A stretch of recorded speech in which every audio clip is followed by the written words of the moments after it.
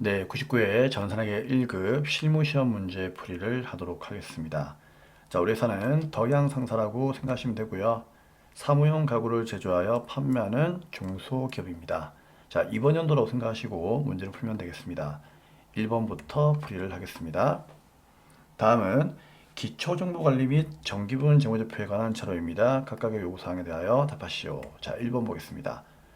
업무용 수용차를 리스하여 사용하고자 합니다. 다음 자료를 계정과목 제고 등록에 반영하시오. 자, 이런 내용들은 쉬운 문제이죠. 자, 빠르게 계정과목 제고 등록 하시면 되고요. 자, 코드는 851번으로 순간 이동하시면 되겠습니다. 자, 그럼 당연히 사용자 설정 계정 과목 나올 거고요. 여기에다가 차량 리스료를 적으시면 될 것 같아요. 자, 그 다음에 이제 성격은 어떻습니까? 네, 경비이죠. 자, 그 다음에 현금 적용 1번에다가 체크하시고요. 자, 업무용 수용차 리스트로 입력하시면 되겠습니다.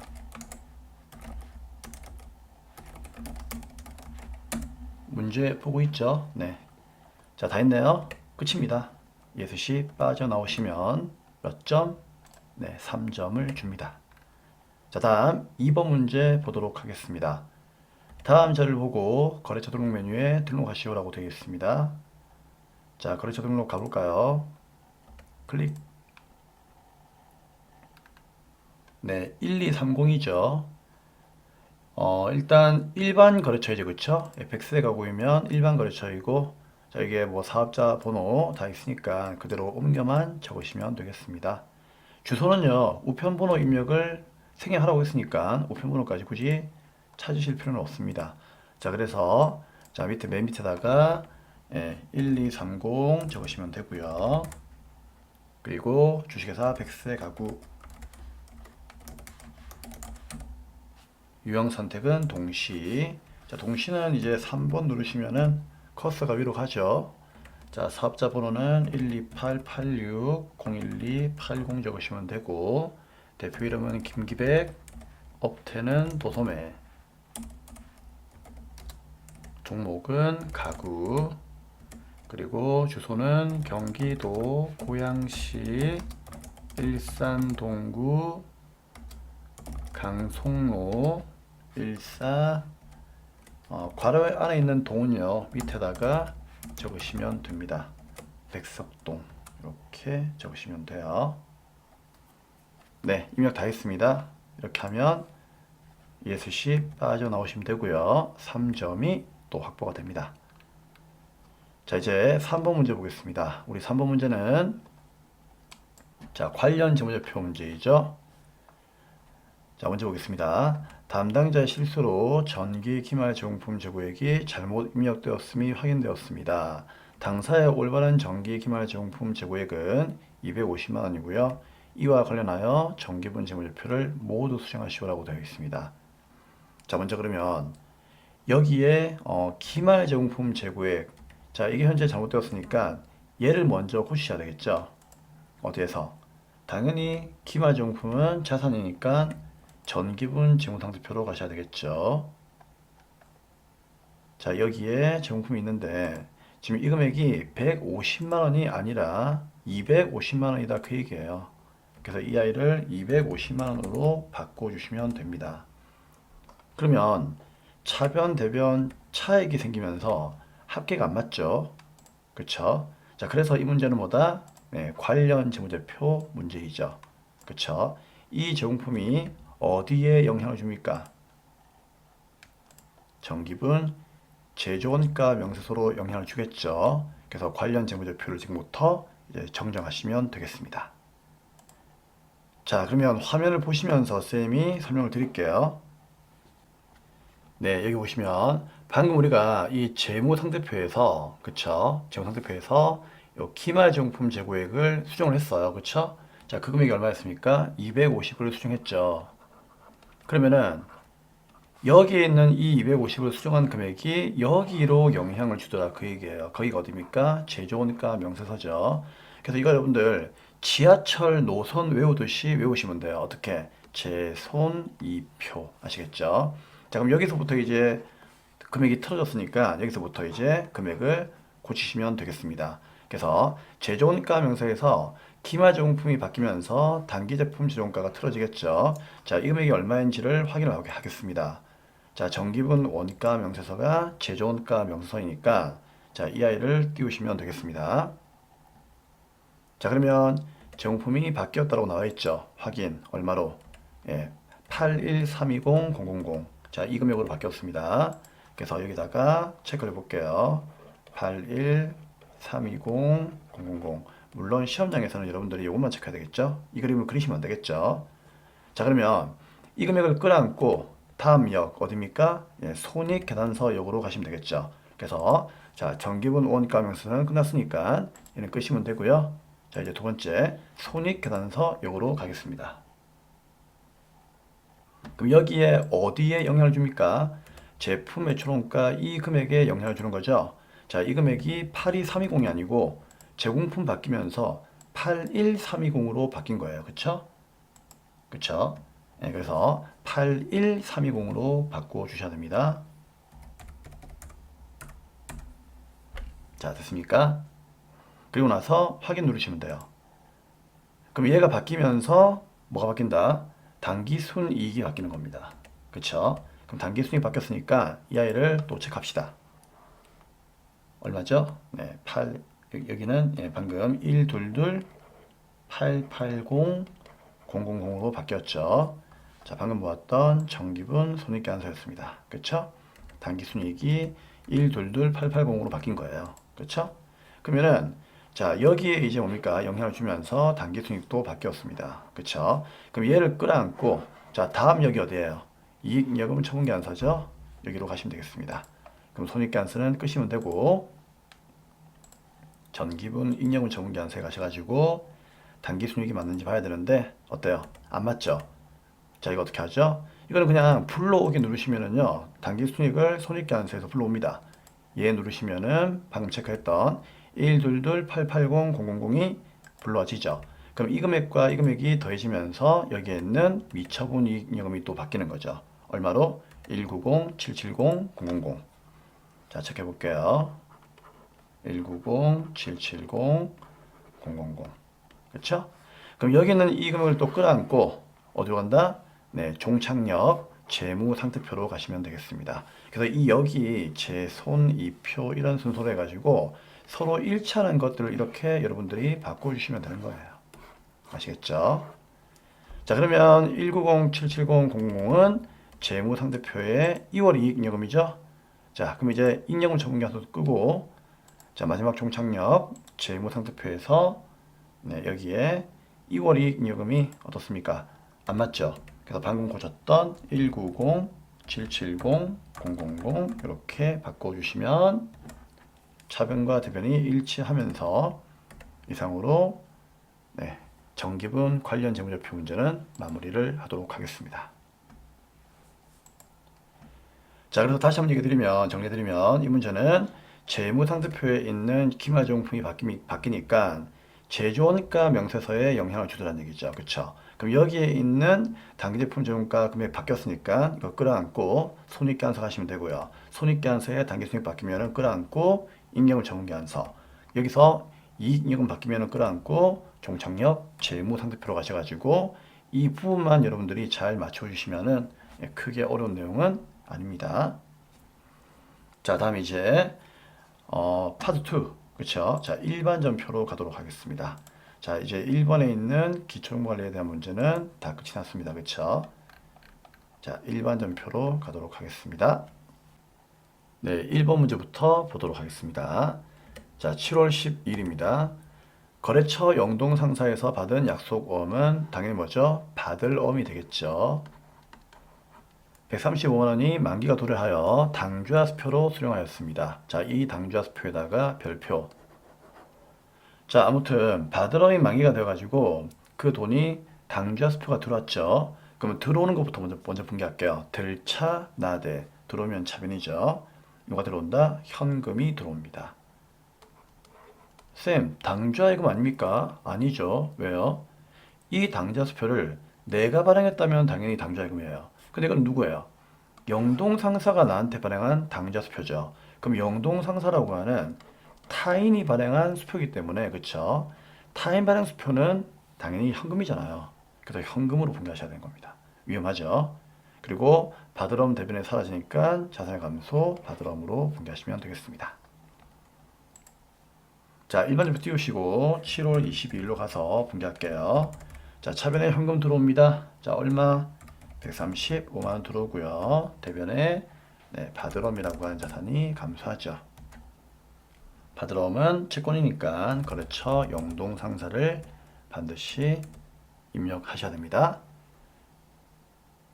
자, 얘만 크게 여러분들이 어렵게 생각하지 않으면은 이 문제는 쉬운 문제입니다. 그쵸? 자, 이제 2번 문제 보도록 하겠습니다.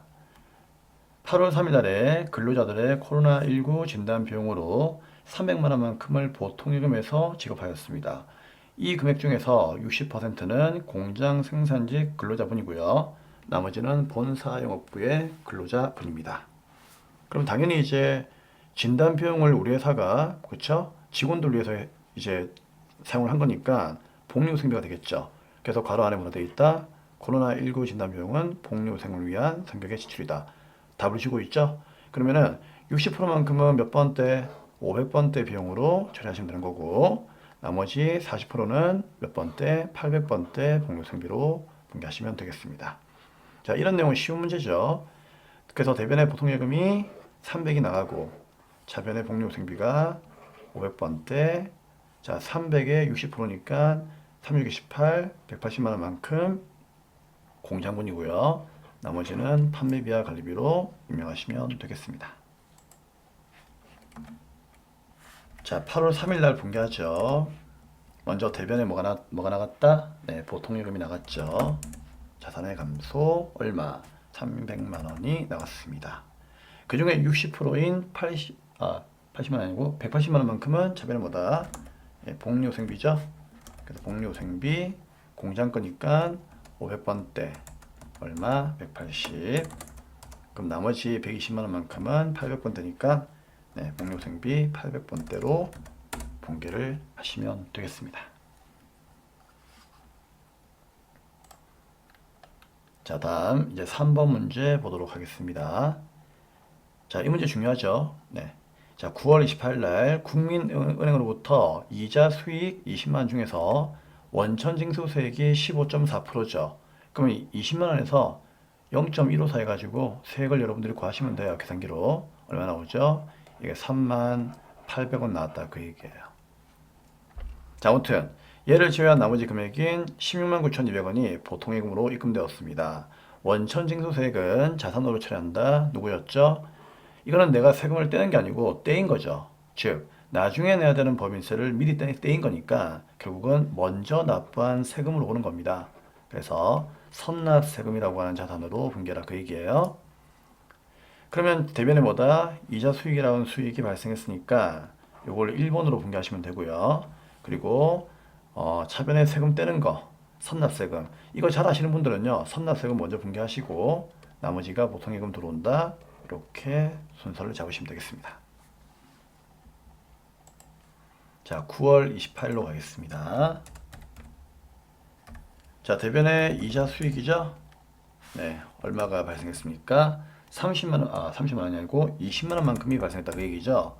근데 차변에 세금 떼었으니까 먼저 납부한 세금이다. 선납세금 얼마입니까? 네, 3,800원 적어주면 되겠죠. 그럼 나머지가 차변에 뭘로? 보통예금으로 들어왔다 그 얘기예요. 얼마? 16만 9,200원이 들어온 겁니다. 다음 4번 문제입니다. 10월 5일 날에 수입한 원재료에 대한 관세. 자, 이 문제도 네, 여러분들이 자칫하면 이거 세금 감가로 할 수가 있는 거죠. 자, 그러시면 안 되고요. 자, 관세 300과 통관 수수료 30을 인천세관에 현금으로 납부했습니다. 전부 다 원재료입니다. 왜요? 자, 수입도 매입이에요. 그쵸? 수입도 취득입니다. 취득. 매입이란 얘기예요. 그러니까 해외로부터 매입한 거죠. 그럼 구입 시의 비용들은 전부 다 어떻게 한다? 그 물건의 원가에다가 포함한다. 그렇기 때문에 차변의 원재료, 대변의 현금으로 분개하시면 되겠습니다. 이해되죠? 자, 자, 수업 시간 때 늘 강조했던 그런 내용이죠. 자, 10월 5일 날에 그러면 대변에 자, 현금 나갑니다. 얼마 나갑니까? 네. 관세 300에 수수료 30이니까 330 나가죠. 그럼 차변에 이걸 어떻게 한다? 원재료의 원가에다가 포함해라 그 얘기예요. 그래서 차변에 원재료 얼마? 330이 정답이 되는 겁니다. 자, 다음 5번 문제입니다. 별표. 이번 회차에서는 이 5번 문제하고 그 다음에 이제 여기에 있는 이 3번에 있는 선납세금, 자, 이 문제가 좀 중요한 문제이죠. 이 3번과 5번은 우리가 나중에 이제 전산 세무에 가게 되면은요 계속 따라옵니다. 그렇기 때문에 열심히 공부를 하셔야 돼요. 그러니까 이런 걸 이제 많이 봐주셔야죠, 그쵸? 우리 뭐 이런 거 이제 잘하잖아요, 그쵸? 이런 거는, 그쵸? 이런 거는 실수만 안 하면은 여러분들이 입력 잘하신단 말이에요, 그쵸? 자, 보겠습니다. 보통주 만주를 주당 2만원, 액면가 만원이죠. 신주로 발행을 했고요. 그 다음에 보통예금으로 발행대금 납입액이 2억 원만큼이 입금되었음을 확인하였습니다. 신주 발행 비용은 없는 것으로 가정하고 관련 계정을 조회하여 처리한다. 자, 이게 중요하죠. 별표. 네, 화면 잠시 보겠습니다. 자, 필기할까요? 자본거래 이익과 손실은 서로 상기한다. 우리 주식회사는 추가로 이제 사업을 확장하게 되면은 증자를 할 수 있다고 했죠. 그럼 증자를 한다고 했을 때, 자, 가정을 해요. 자, X1년도에 우리 회사가 사업을 확장하기 위해서 자금을 추가로 조달하려고 합니다. 그럼 가장 좋은 건 주식을 발행해서 자금을 조달하시면 되겠죠. 그러면 주식을 발행하면 대변에 뭐다? 자본금이라고 하는 자본이 증가합니다. 자, 이때 이 100원은 액면가죠. 그래서 액면가라고 가정을 하고요. 자, 그러면 얼마에 발행했느냐? 예를 들어서 120원에 현금 받고 주식을 발행했다라고 가정할게요. 됐죠? 자, 그러면은 대변에 뭐다? 20원 벌었죠. 자, 이 20원 버는 거 뭐죠? 네, 주식 발행 초과금으로 자본을 증가시키면 되겠습니다. 그러면 우리 회사는 이제 이 120원 가지고 이제 땅 사고 건물 지어 가지고 사업을 확장하시면 되는 거예요. 이해되겠죠? 자, 아무튼 그런 과정에서 자본거래 이익인 주식 발행 초과금이 생겼다 그 얘기예요. 자, 여기까지 문제 없죠. 자, 그런데 우리가 자, 예를 들어서 X2년도에 또 주식을 발행했어요. 아시겠죠? 그러면 또 주식을 발행하게 되면은 대변은 뭐다? 또 자본금이 되는 거죠. 근데 이 금액은 예를 들어서 액면가 200원이라고 가정을 해요. 그러면 200원만 들어오면 되는 거죠? 근데 150원 들어온 거예요. 왜요? 예, 할인 발행했다 그런 얘기죠. 위에는 할증 발행했고요. 그러면 돈이 액면가보다 작게 들어왔으니까, 그쵸? 당연히 우리 회사에서는 자본거래 손실이 발생하는 거죠. 자, 그 손실의 이름이 누구입니까? 그렇죠. 주식 할인 발행 차금이죠. 그럼 쌤 여기 주식 할인 발행 차금 50원 아닙니까? 아니에요. 왜요? 자, 자본거래 이익과 손실은 서로 상기한다니까요. 그러니까 그 전에 자본거래 이익이 없었다면요, 여기는 주식 할인 발행 차금 50원 맞아요. 하지만 이미 지난 연도에 증자하면서 주식 발행 초과금이 얼마? 20원 있었죠. 그럼 20원 있으면 어떻게 한다? 이 20원을 먼저 손실로 메꾸고 나머지를 자본거래 손실로 하라는 얘기죠. 그래서 차변에 주식 발행 초과금 20원을 먼저 그렇죠, 상계를 하고 그럼 남는 30원만큼을 뭐다? 자본거래 손실인 주식 할인 발행 차금 30원으로 분개하자 그 얘기예요. 그러니까 손실이나 이익이 있으면 먼저 뭐다? 예, 퉁치자 그 얘기예요. 그렇죠? 그러니까 손실이 물론 50원 났지만 이익이 20원 있었으니까 얘로 먼저 어떻게 한다? 상계해주고, 그렇죠? 나머지를 손실로 보자 그 얘기죠. 그래서 자본거래 이익과 손실은 서로 상계한다. 반드시 기억하셔야 됩니다. 자, 그러면 이런 논리로 문제를 풀면 되는데, 자, 다시 문제를 볼게요. 자, 읽어보겠습니다. 보통주 만주를 우리가 주당 얼마? 그렇죠. 2만 원에 발행했지만 액면가는 만 원이죠. 그럼 일단 만 원에 발행했으니까 이 만 원을 만주랑 곱해가지고 대변에 뭘로? 자본금으로 1억 원 이렇게 먼저 분개하는 거예요. 그렇죠. 그리고 두 번째로 이제 보통예금 계좌로 돈이 들어왔으니까 차변에 보통예금 들어온다. 요걸 2번으로 해가지고 분개하시면 좋아요. 얼마? 2억이 들어왔죠? 왜냐면은 2만 원에 발행했으니까 만주를. 그래서 2억이 들어오는 겁니다. 그러면 여기까지만 본다면은 당연히 우리는 1억짜리를 2억에 발행했으니까 1억 원만큼을 벌었죠. 그럼 1억 원만큼이 자본거래 이익인 뭐다? 주식 발행 초과금이 원래는 돼야 되는 거잖아요. 맞습니까? 줄여서 뭐 주발초 이렇게 얘기를 하죠. 그럼 주식 발행 초과금이 되면 얼마? 1억이 돼야 되는 건데, 근데 이게 답지 보니까는 1억이 안 돼 있죠. 왜요? 자, 과란에 보니까 관련 계정을 조회하여 처리한다라고 되어 있어요. 무슨 얘기냐? 방금 자본거래 이익과 손실은 서로 상기한다고 했잖아요. 그럼 지금 발행 초과금이 있지만 혹시나 자본거래 손실이 있다면요, 그 손실도 메꾸어 달라는 얘기죠. 그러니까 방금 쌤이 얘기했던 이 예를 들면은요, 처음에 이익이 있어가지고 이렇게 이익끼리 퉁쳤죠. 그럼 지금 현재 주식 할인 발행 차금이 30원 생겼잖아요. 그렇죠? 그럼 이 30원은 혹시 나중에 또 우리가 증자를 했을 때 이제 반대 과목인 누구? 주식 발행 초과금이 한 번 더 나온다면은 걔하고 또 상계를 해야 되는 거예요. 아시겠죠? 계속 이렇게 뭡니까? 서로 이렇게 상계해 나가는 거예요. 그럼 지금은 뭐가 있다? 자, 지금은 어떻습니까? 자본거래 이익이 있는 거죠? 하지만 자본거래 손실이 있을 수 있으니까 걔를 조회해가지고 걔부터 먼저 없애버려라 그 얘기예요, 이게. 그러면 얘를 어디에서 조회할 수가 있느냐? 그렇죠. 합계장액시장표에서 조회를 하셔야 됩니다. 그래서 합계장액시장표가 여기에 있습니다. 기억나시죠? 클릭. 그리고 지금 11월 12일로 가도록 하죠. 가시면은 여기에 자본 라인에 보시면 되겠죠. 자, 자본 라인에 보니까 자본, 그렇죠. 조정 항목에 주식 발행 초과금의 반대인 주식 할인 발행 차금이 있죠. 자, 얘가 차변 얼마 있습니까? 2천만 원 있다는 얘기죠. 그럼 이 상처를 먼저 메꾸어 버려라 그 얘기예요. 그렇죠? 그래서 대변은 뭐다? 할인 발행 차금이 2천만 원만큼이 사라지는 겁니다. 그래서 이걸 2번으로 해야 되겠죠. 맞습니까? 그래서 얘가 이제 사라지고, 그럼 남는 나머지 얼마? 8천만 원만큼은 이제 더 이상 손실이 없으니까 얘는 이제 뭡니까? 이익으로서 주식 발행 초과금 자본거래 이익으로 분개하시면 되는 거예요. 간단하죠? 자, 그러면 11월 12일 날 분개하도록 하겠습니다. 자, 일단 대변에 주식을 발행했으니까 자본금 얼마가 되는 겁니까? 1억이고요. 자, 차변에 보통예금이 얼마가 들어온다? 2억이 들어왔습니다.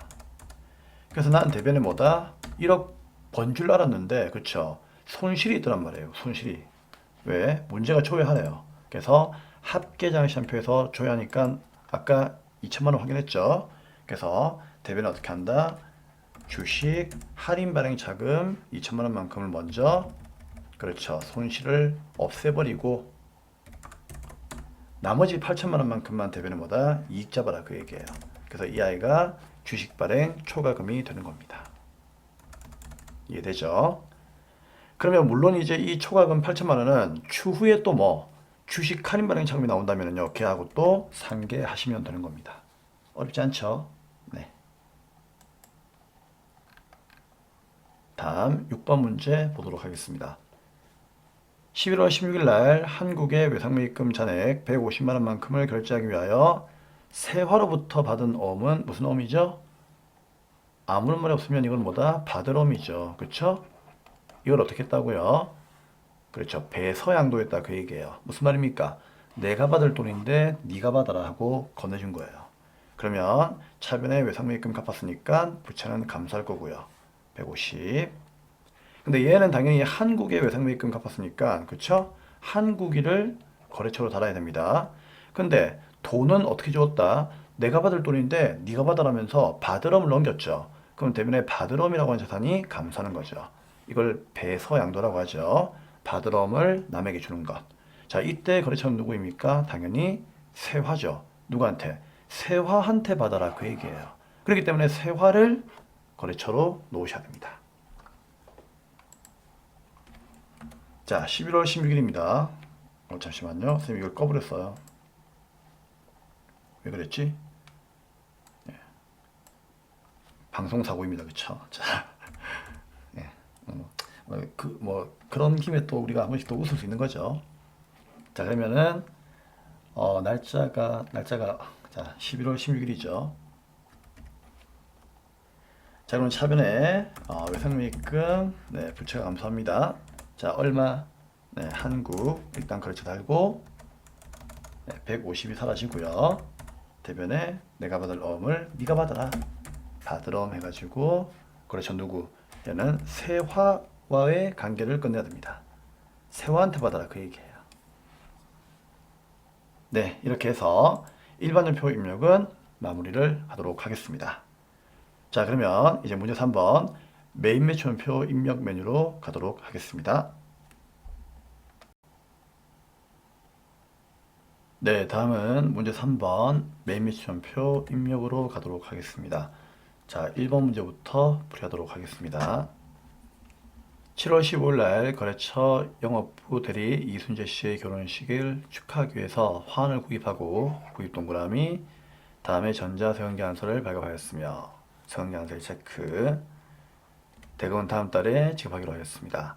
자, 우리가 거래처 영업부 대리가 결혼하는데 화환을 보낸 거죠.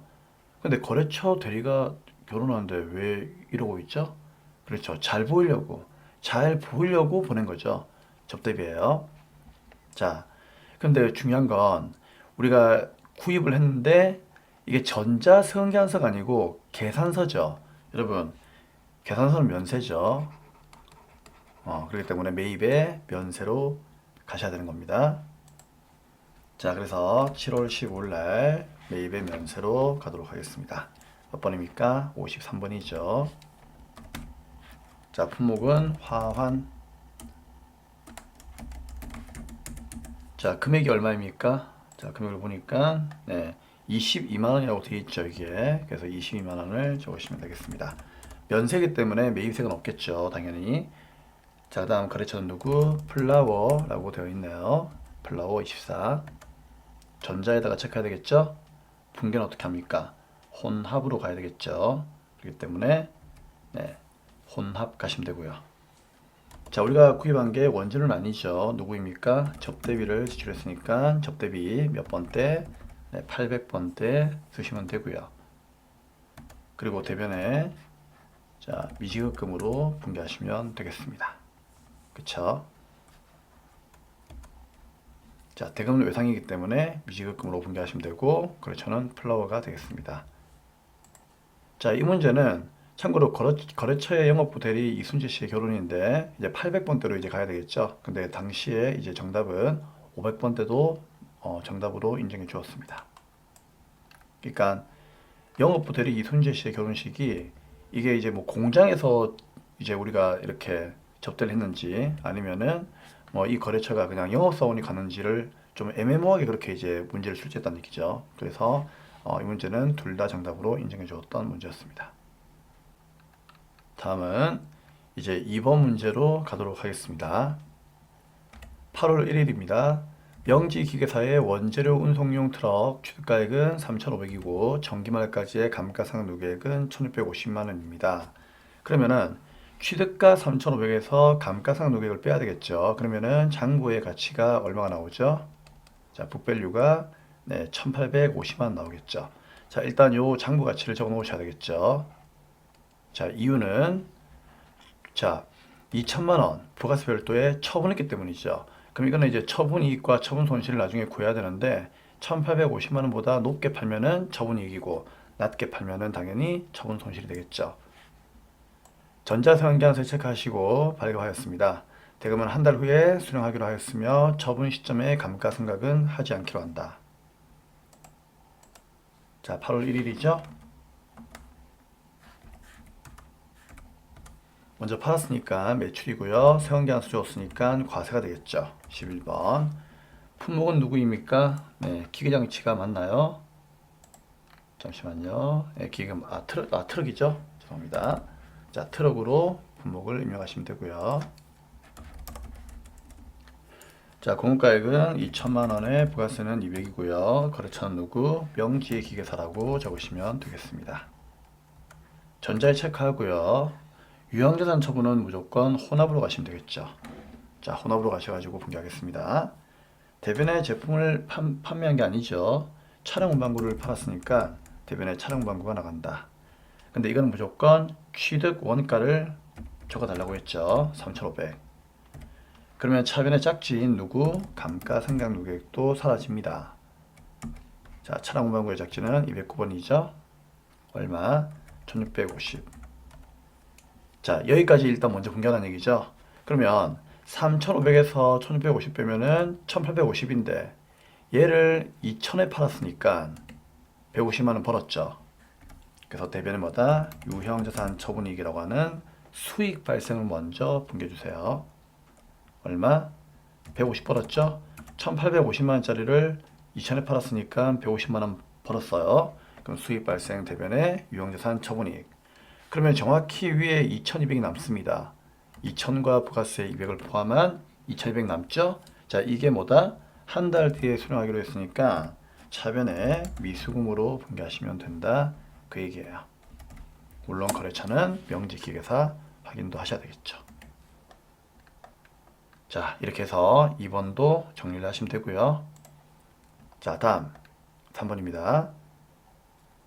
비사업자인 김민국 씨에게 제품을 판매 동그라미 하고 대금은 현금으로 수차했으며 다음과 같이 현금 영수증을 발급하였습니다. 자, 그러면 밑에 보니까 전자제품이라고 되어 있고요. 그렇죠? 자, 수량은 이제 한 개인데 금액은 55만 원이죠. 예, 공급가가 50이고 부가세가 5만 원입니다. 그럼 부가세가 있다는 얘기는 과세 품목이니까 현금 영수증 증빙 나와 있죠. 현금 과세 가시면 되겠죠. 자, 그러면 10월 며칠 날 22일로 가겠습니다. 자, 먼저 판매하고 현금 영수증이니까 현금과세 22번 체크하시면 되겠죠. 매출의 현금과세. 자, 품목은 전자제품. 수량의 한 개면 굳이 적을 필요는 없습니다. 자, 55만원 이렇게 적으시면 50만원에 5만원이 잘라주죠. 거래처는 누구? 자, 거래처가 누구입니까, 여러분? 예, 보니까 김민국 돼 있죠, 그쵸? 우리는 이번에 이제 비사업자인 김민국 씨에게 팔았으니까 이때는 김민국 적어주시면 되겠습니다. 그리고 분개는 자, 현금을 받았습니까? 그쵸? 예, 현금으로 수취했으니까 그쵸? 현금으로 가시면 되겠네요. 그래서 저는 현금 1번. 그러면 차변에 현금이 55만원 들어오고 대변에 제품 매출 부가세 수금 이상이 없습니다. 다음 4번 문제 보도록 하겠습니다. 자, 4번 문제는 본사 영업 후 임직원의 업무 수행을 위하여 자동차로부터 승용차 6인승이죠. 그럼 8인승 이하죠. 렌트하였고 월 이용료는 99만원 부가세 포함해서 보통예금 지급하고 전자세원계안서를 발급받아 왔습니다. 자, 그러면 돈을 쓰는 거니까 매입으로 가야 되겠죠. 그리고 세원계안서를 받아왔으니까 매입에 일단 과세가 되겠죠. 그런데 6인승 승용차죠. 자, 8인승 이하의 승용차는 그쵸?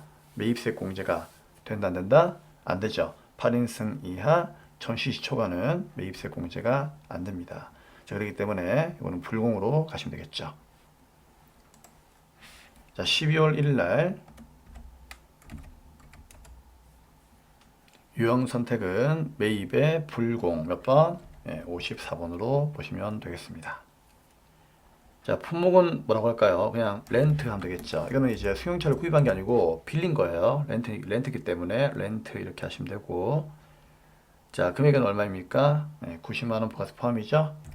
그러면 90만원에 99만원이 부가세 포함이니까 90만원에 9만원 적으시면 되겠죠. 거래처는 자동차. 전자에 체크합니까? 네, 체크하시죠. 자, 불공제 사유는 F2 누르고 누구입니까? 비영업용 수용차 체크를 해주셔야 되고요. 분개는 보통예금으로 주었으니까 혼합으로 가시면 되겠습니다. 자, 차변의 붕괴가 뭘까요? 자, 이거 조심하세요. 차변의 붕괴는 임차료예요. 왜? 수용차를 구입한 게 아니고요. 수용차를 빌린 거잖아요. 그럼 내가 매월마다 수용차에 대한 월세를 내야 되겠죠. 그래서 여러분들 임차료를 자꾸만 건물에 대한 월세만 임차료라고 생각을 하고 있는데 그러시면 안 돼요. 우리가 승용차라든지 뭐 그다음에 정수기라든지 뭐 복사기 이런 것도 실제로 회사에 가면은 렌탈 많이 합니다. 그쵸? 그럼 그 렌탈료는 매월 주는 월세처럼 보면 되는 겁니다. 그래서 임차료로 분개하시면 되는 거예요. 몇 번 때 영업부가 쓰는 거니까 그쵸? 네, 800번 때. 자, 공제가 안 되니까 부가세 대금이 여기에 포함되어 가지고 99만 원 되는 거죠. 자, 그리고 대변에 돈은 보통예금으로 줬으니까 보통예금이 나가는 겁니다. 간단하죠? 자, 다음 5번 문제입니다. 12월 9일 날 공장 건물 임대인인 동국개발로부터 임차료 440만 원 부가세가 포함되어 있습니다. 공장 정기요금은 우리가 수도관리비라고 부른 게 아니죠. 공장 정기요금은 쌤이 어떤 이름으로 분개한다고 했죠? 전력비로 분개한다라고 얘기했죠? 그 다음에 수도요금하고 가스요금은요. 가스, 수도료로 분개합니다. 체크하시고요. 자, 아무튼 부가세 포함해가지고 이에 대한 전자상환계안서 밑줄짝 한매를 발급받고 당좌수표를 발행하여 지급을 하였습니다. 임대차 계약상 임차료는 매월 9일에 지급하기로 약정되어 있답니다. 하나의 전표로 항상 입력하니까 뭐 이 내용은 크게 어려운 것이 아니죠. 자, 그러면 12월 9일 날 먼저 유형 선택부터 하도록 하겠습니다. 자, 아무튼 돈 쓰는 거니까 매입이죠. 자, 그리고 전자상환계안서를 받아왔으니까 매입의 과세가 되겠습니다. 51번이죠. 품목은 뭐다? 네, 임차료로 분개하시면 되겠죠. 근데 이게 임차료도 있고 공장 전기요금도 있죠. 그렇죠? 그래서 뭐 임차료하고 공장 전기요금 이렇게 적으시면 되고요. 아니면은 이거를 복수거래로 가셔도 괜찮아요. 아시겠죠? 이렇게 복수거래로 가셔가지고 이 품목에다가 둘을 나누어서 적어도 괜찮습니다. 그래서 임차료 해가지고 이렇게 적고 부가세 포함이니까 문제 보고 계시죠? 440 적으시면 안 돼요. 부가세 포함이니까 400만 원을 적으셔야 되겠죠. 그리고 부가세는 40만 원. 자, 그 다음에 공장 전기요금이죠. 그 전기요금 이렇게 적고 그 다음에 공급가액은 얼마? 네, 77만 원이죠. 아, 77만 원이 부가세 포함이죠. 그럼 70만 원에 7만 원이 되겠습니다. 그리고 탭키 누르면 커서 위로 올라오면서 임차료 외 해가지고 470에 47만 원 이렇게 자동으로 입력이 되어 있습니다. 그래서 좀 헷갈리거나 뭐 두 개 이상 나오면은요 복수거래 이용하는 것도 괜찮아요. 자, 그 다음에 이제 거래처 누구입니까? 네, 동국개발이죠. 전자에 체크합니까? 네, 1번 체크하시면 되고 분개는 수표를 주었으니까 혼합하시면 되겠죠. 그럼 차변에 보니까 470만 되어 있는데 이걸 둘로 나누어서 분개하셔야 되겠죠. 첫 번째는 뭐 임차료 몇 번대? 공장이니까 500번대. 자, 임차료는 얼마입니까? 400이었죠. 부가세 40만 떼야 되겠죠. 그쵸? 400이고 그리고 나머지 이제 70만 원만큼은 뭐가 된다? 차변에 전력비가 되겠습니다.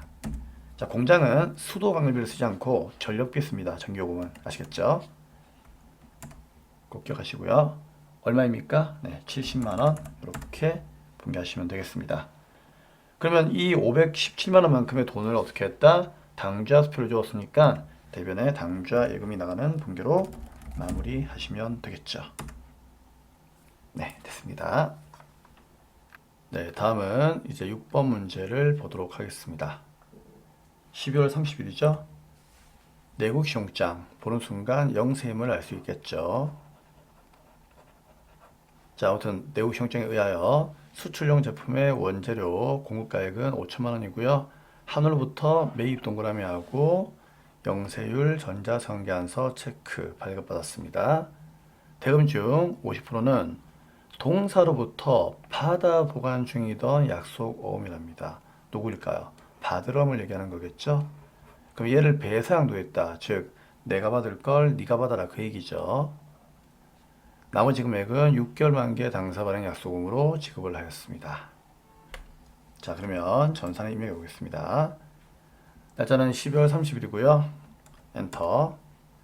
유형 선택은 매입하고 영세로 정기한서니까 영세가 되겠죠. 52번이 되겠습니다. 품목은 누구입니까? 원재료고요. 공급가액은 5천만 원, 영세니까 당연히 세금은 없습니다. 자, 코드는 어떻게 할까요? 코드는 거래처가 한울이죠. 갑자기 안 보였어요. 자, 한울로 적으시면 되고 전자에 체크해야 되겠죠? 분계는 보니까 대금 중 복잡하죠. 3번에 혼합으로 가시면 되겠습니다. 그러면 차변에 내가 구입한 것은 원재료가 맞습니까? 맞네요. 그대로 놓아두시면 되고, 자, 대변에 이제 돈 줘야 되는데, 자, 이 돈을 어떻게 줬느냐? 5천만 원 중에서 절반은 동사로부터 받아 보관 중이던 약속금을 주었답니다. 근데 이 동사가 누구예요? 원래 일반적으로 우리가 이제 배상도 하게 되면은 제3자로부터 받아 보관 중이던 어음을 거래처한테 주면서 쟤한테 좀 받아줄래? 이렇게 하는 게 원래 배상이었죠. 근데 이거는 제3자 거래처가 지금 현재 없어요. 그렇죠? 그럼 이 동사는 누굴 얘기하는 겁니까? 그렇죠. 한울을 의미하는 거예요. 그렇죠? 그러니까 한울이가 옛날에 나한테 어음을 줘가지고 내가 옛날에 한울이한테 받아두었던 어음이 있다는 얘기는 한울이한테 내가 5천에 20%인 2,500을 받을 돈이 있었다는 얘기죠. 근데 한우리가 이제 요걸 어떻게 나한테 물건을 팔았으니까 그쵸? 이제 내가 돈을 줘야 되겠죠. 내가 돈을 줘야 되는데 한우리한테 받아두었던 이 어음을 이제 퉁치자 그 얘기죠. 야, 너가 나한테 옛날에 어음을 줬잖아. 그거 그냥 어떻게 한다? 퉁치자. 배상구했다는 얘기죠. 그쵸? 그래서 그걸로 이제 주고 나머지는 이제 내가 나중에 줄게 하면서 내가 어음을 준 거예요. 그래서 이번 배상도는 제3자가 껴있는 게 아니고 나하고 한우리와의 관계이기 때문에 이번 배상도의 거래처는 한우리를 거래처로 달아야 됩니다. 자, 입력을 하면서 이야기해 드릴게요. 그러면 배상도 했으니까 받을 어음이 나가는 거죠. 자, 내가 받을 어음을 네가 받아라. 근데 이 어음을 애당초 누구에게? 한우리한테 받아야 되는 거였기 때문에 여기에 거래처가 한우리로 그대로 두시면 되는 겁니다. 만약에 다른 사람이었으면 다른 사람 거래처를 적으시면 되겠죠. 자, 금액은 2,500이 되겠습니다. 그러면 나머지 절반은 어떻게 했죠? 이건 나중에 내가 주겠다 그 얘기죠. 그래서 대변에 돈을 지급할 어음이니까 지급어음으로 분계를 하시면 되겠습니다. 자, 이 바드럼의 거래처는 한울이라는 거, 자, 이 내용에 대해서 조금 여러분들이 집중을 하셔야 될 것 같습니다. 네, 이렇게 해서 6번까지 매매 시험표 입력 문제는 마무리를 하도록 하겠습니다. 자, 다음은 문제 4번 오류 정정 문제를 보도록 하겠습니다. 네, 1번부터 보겠습니다. 7월 25일 날 매출거래처 직원에 대한 조의금이면 당연히 접대비가 되겠죠. 자, 이 30만 원만큼을 현금 지급한 것으로 처리한 거래가 있는데, 자, 이는 당사의 공장 생산부 직원의 결혼 축하금인 것으로 확인되었답니다. 그러면 접대비가 아니라 복리후생비죠. 자, 어디 가면 되겠습니까? 네, 일반연표 가시면 되겠죠. 자, 부가치세하고 관련이 없는 거래이기 때문에 일반연표 7월 25일 날 가시면 되겠습니다. 그럼 여기에 접대비라고 되어 있는데 이게 접대비가 아니고 복리후생비니까 자, 얘만 그냥 뭘로? 복리후생비로 바꿔주시면 되겠습니다. 공장 생산부 직원에 대한 결혼 축하복이니까 당연히 500번대 복리후생비를 드시면 되겠습니다. 자, 어때요? 간단하죠? 그래서 이렇게 분개하시면은 복리후생비 현금해 가지고 밑에 올바르게 수정이 되었습니다. 다음 2번 문제입니다.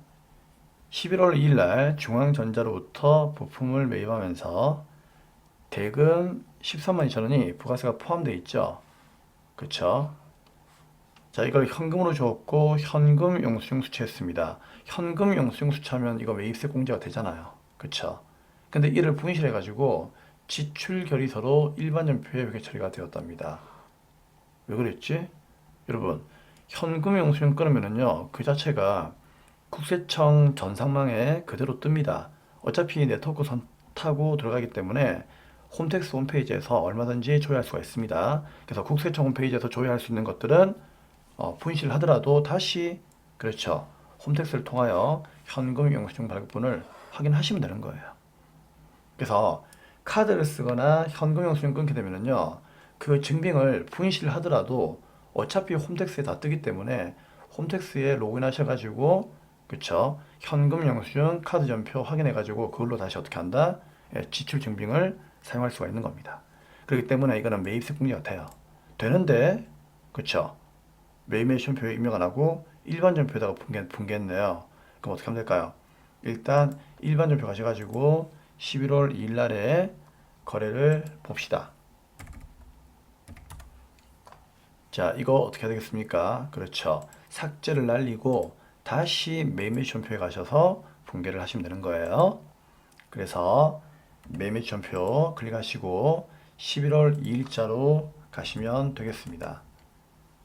그래서 여기다가 새롭게 분개하시면 되는 거예요. 그러면 매입하고 현금 영수증이니까 당연히 매입에 현금 과세가 되겠죠. 부가세 붙는 품목을 구입했으니까 현금 과세예요.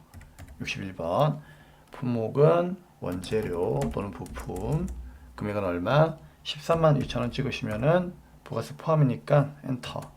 12만원에 12,000원 잘라주고요. 거래처는 중앙전자를 적으시면 되겠습니다. 자, 분개는 당연히 현금 해야 되겠죠. 현금을 지급하고 구입했다고 문제 나와 있으니까. 그래서 차변의 원재료 부가세금 공제가 이제 되는 거고요. 대변의 현금 13만 2천원 이렇게 분개를 확인하시면 되겠습니다. 네, 이렇게 해서 오류 정정 문제까지 마무리를 하도록 하겠습니다. 자, 다음은 이제 결산 문제로 가도록 하겠습니다. 우리 결산 문제는 잠시 화면에 있는 내용을 보도록 하겠습니다.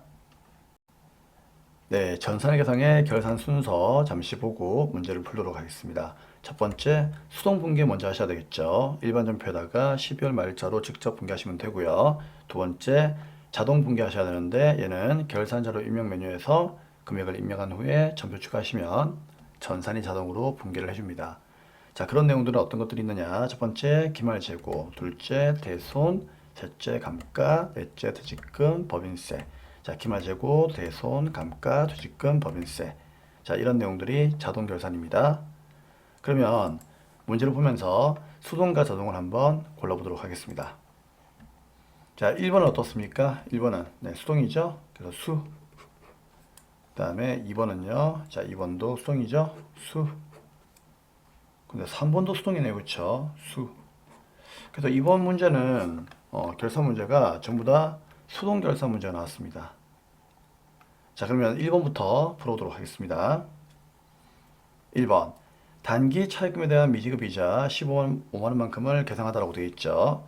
단기 차입금에 대한 이자는 어떤 걸 얘기하는 거죠? 자, 이거는 국어가 돼야 국어가 좀 돼야 되겠죠. 그쵸?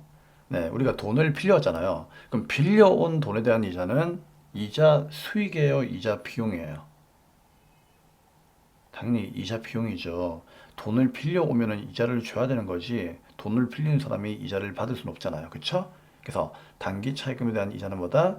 이자 비용을 얘기하는 겁니다. 근데 이 이자 비용이 15만원만큼이 이번 연도 단기분이라 그 얘기예요. 아무런 말이 없으면은 15만원만큼을 계상하다 이 말 나오면은요, 이만큼이 단기분의 그렇죠, 비용이다 그 얘기예요. 근데 이걸 못 주고 있으니까 우리가 분개를 안 한 거야. 분개 안 했으니까 나보고 해보란 얘기예요. 그래서 어쩔 수 없죠. 우리 회계는 무슨 주의다? 항상 발생주의죠. 돈을 주었던 안 주었던 무조건 뭐다? 발생한 만큼을 보고 해야 되겠죠. 그래서 차변에 이자 비용이라고 하는 비용을 먼저 발생시키는 분개하시면 되고요. 못 주고 있으니까 대변에 뭐다? 미지급 비용이라고 하는 부채를 증가시키면 되는 겁니다. 자, 이 내용을 일반 전표에 12월 말일자로 분개를 하시면 돼요. 자, 그럼 차변에 이자 비용 얼마? 네, 방금 15만원이었죠? 다음 대변에 미지급 비용 얼마? 15만원 되겠습니다. 자, 우리 미지급하고 미수 이런 거 들어가면은요, 거래처를 달아야 돼요. 그래서 거래처가 있는지 확인해야 되는데 거래처는 없으니까 이런 경우에는 달지 않아도 괜찮습니다. 자, 그래서 이게 답이고요. 다음 이제 2번 문제 보도록 하겠습니다. 한미은행으로부터 차입한 장기 차입금, 그쵸? 5천만 원 중에서 3천만 원만큼은 3천만 원이 중요하죠. 내년 2월 16일 날 만기가 도래하고 회사는 만기에 연장 없이 상환할 계획입니다. 그러면 5천만 원 빌렸지만 그 중에서 3천만 원만큼만 내년에 만기가 도래하는 거죠. 그럼 쌤이 어떻게 하고 있어요? 이 3천만 원만큼만 이름을 바꾸어 달라고 했죠. 그쵸? 그러면 이름 바꾸기 위해서는 대변에 있는 장기차입금을 차변으로 없애버리고, 즉 부채를 감소시키고 대변의 이름을 뭐다? 유동성 장기부채라고 하는 이름으로 바꿔주시면 된다. 자, 12월 말 날에 차변에 일단 먼저 장기차입금을 없애버려야 되겠죠? 부채의 감소. 자, 얘는 거래처가 나와 있으니까 한미은행을 달아주셔야 돼요. 자, 얼마 사라진다? 5천만 원이 아니죠. 3천만 원만 사라져야 됩니다. 3천만 원만큼을 내년에 갚을 거니까, 그쵸? 자, 그러면 넌 더 이상 장기 차입금이 아니다 라고 차변 사라지고 대변의 이 아이의 이름을 뭘로 분개한다? 그렇죠. 유동성 장기부채로 다시 부채를 증가시키면 되는 거예요. 그렇죠. 누구? 한미은행으로 달아줘야 되겠죠. 그래서 항상 얘기하지만 유동성 장기부채는 얘도 갚을 거예요. 부채. 그래서 갚을 게 줄면서 갚을 게 늘어난다. 거기서 거기죠. 근데 왜 이렇게 하는 거예요? 이름을 바꾸려고 이 부채를 없애버리고 이 부채를 증가시키는 거예요. 맞죠? 자, 그런 뉘앙스로 여러분들이 이해를 하시면 돼요. 자, 그리고 이제 유동성 장기부채는 늘 얘기 드리지만 이론 문제에서 많이 나오죠. 얘는 장기 부채가 아니죠. 그쵸? 즉 비유동 부채가 아니죠. 무슨 부채? 유동 부채입니다. 아시겠죠? 장기 차입금은 비유동 부채이지만 얘는 유동 부채예요. 자, 그런 내용들도 알고 있으셔야 됩니다. 3번 단기 대여금에 대한 단기 기간 경과분이라는 얘기는 단기분을 얘기하는 거예요. 그냥 아시겠죠? 단기분. 그럼 단기분의 이자 미수액 얼마? 30만 원만큼을 계산했습니다. 이자 수령 약정일은 다음 연도 1월 20일입니다. 자, 그러면 이게 무슨 소리죠? 단기 대여금에 대한 이자. 자, 이것도 이제 국어가 돼야 되겠죠? 자, 우리 단기 대여금 돈 빌려준 거죠. 그럼 빌려준 돈에 대한 이자 뭘까요? 빌려준 돈에 대한 이자인데 이자 비용 이러면 안 되겠죠. 그쵸? 왜요? 이자 비용은 이자를 주는 거잖아요. 돈을 빌려준 사람은 이자를 받는 거잖아. 그러면 이자 수익이 되겠죠? 예. 여러분들 이거 많이 헷갈려 하시더라고요. 그래서 위에 있던 1번하고 3번하고 꼭 비교하셔야 됩니다. 빌린 돈에 대한 이자는 이자 비용이죠. 그쵸? 단기 차입금 빌린 거니까. 빌린 사람은 이자를 줘야 되는 거니까. 그쵸? 근데 3번은 어때요? 얘는 빌려준 거잖아요. 대여했다는 얘기잖아요. 빌려준 돈에 대한 이자는 뭐예요? 그건 이자 수익이에요. 아시겠죠? 그래서 그 이자 수익이 뭐다? 지금 미수한 이자 수익이 30만 원이 있다. 그 얘기예요. 그렇기 때문에 이거는 이자 수익으로 보셔야 되는 겁니다. 그럼 결론은 단기의 이자 수익이 30만 원이다. 그 얘기죠? 근데 이걸 우리 회사가 받지 않고 있다 보니까 분개를 안 한 거예요. 그걸 어떻게 할 수 있냐고요? 분개를 안 했으니까 나보고 분개하라고 개상하다 이렇게 문제를 낸 거잖아요. 그쵸? 그래서 대변은 어떻게 합니까? 네, 발생주에 의해서 이자 수익이라고 하는 수익을 먼저 발생시키면 되고 이만큼은 돈이 안 들어왔으니까 차변은 뭐다? 미수 수익으로 분개하시면 되는 거예요. 그래서 일반전표에다가 이제 분개하겠습니다. 대변에 이자 수익이 발생했음에도 불구하고 못 받았던 이유만으로 우리 회사가 분개를 안 한 거예요. 그래서 그거 분개하라고 낸 문제입니다. 아시겠죠? 그럼 대변에 이자 수익이라고 하는 수익이 발생합니다. 얼마? 30만 원. 그리고 얘는 못 받았으니까 차변은 뭐다? 미수 수익이라고 하는 자산으로 분개하시면 되는 겁니다. 물론 이제 미수 수익도 채권이니까 미수 미지급 당연히 거래처를 달아야 되겠죠? 근데 거래처 이름이 안 나있기 때문에 안 달아주셔도 괜찮습니다. 30만 원 이렇게 분개하시면 돼요. 자, 다음 이제 6번 이제 조회 문제로 갈 건데요. 결산 문제는 이상으로 마무리를 하도록 하겠습니다. 자동 결산은 없기 때문에 굳이 결산자로 입력 가가지고 전표 추가하실 필요는 없습니다. 자, 그러면 이제 6번의 조회 문제로 가도록 하겠습니다. 1번 문제부터 풀어볼 건데요. 우선 조회 문제는 기본 강의 때 쌤이 얘기 드렸던 것처럼 자, 이 내용을 보시면서 연습을 하시고요. 그리고 연습을 또 많이 하시다 보면은 안 보고도 여러분들이 잘 풀어낼 수가 있겠죠. 1월 말 현재 유동자산과 유동부채 간의 차익은 얼마입니까? 라고 나와 있네요. 자, 이런 경우에는 자산과 부채를 묻고 있죠. 그러면은 어디에? 재무상태표로 가시면 되겠습니다. 자, 이런 거 나오면은 재무상태표 가시는 게 좋아요. 자, 단기의 재무상태표 클릭하시고요. 1월 말 현재니까 1월로 놓으셔야 되겠죠? 그러면은 이때 자, 어떤 자산과 어떤 부채, 유동자산과 유동부채 간의 차이죠. 그러면은 여기에 있는 재무상태표에 유동자산의 금액이 얼마? 7억 100만 원이죠. 이 금액.